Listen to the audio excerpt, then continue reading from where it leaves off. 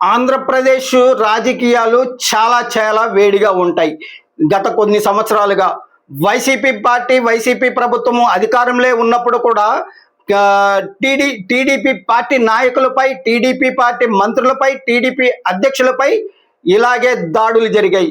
కానీ ఎవరు నష్టపోయారు? వైసీపీ భార్య మూల్యం చెల్లించుకుంది ఆ దాడుల వలన. కూటమి పార్టీలు, కూటమి ప్రభుత్వము అధికారంలోకి వచ్చింది. ఎందుకని? వాళ్ళు దాడుల్ని ప్రజల్లో చెప్పుకున్నారు. అలాగే ఇప్పుడు వైసీపీ ప్రతిపక్షం కూడా ఇదే వ్యూహం పన్నింది. మిమ్మల్ని బూతులతో కానీ మాటలతో కానీ రెచ్చగొడితే మీరు దాడులు చేస్తారు.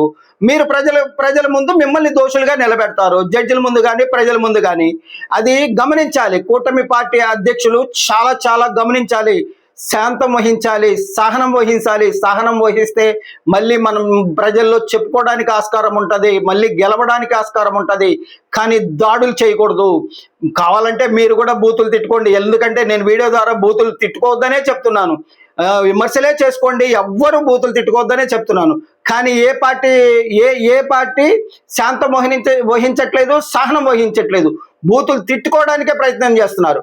కాబట్టి అలా అలవాటు పడిపోయాయి ఈ పార్టీలన్నీ. కావని అలా బూతులే తిట్టుకోండి. కానీ ఎలక్షన్ టైంలో భారీ మూల్యం చెల్లించుకోవాల్సింది వస్తుంది. ప్రతిపక్షం వ్యూహం అలాంటిది.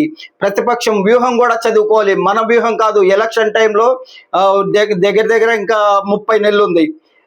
20 నెలలు అయిపోయింది. ఇప్పటి నుంచే వాళ్ళు చాలా పన్నాగం పండుతున్నారు.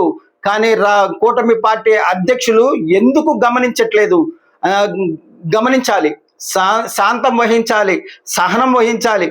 అప్పుడే వైసీపీ పన్నాగాలు చల్లకుండా ఉంటాయి.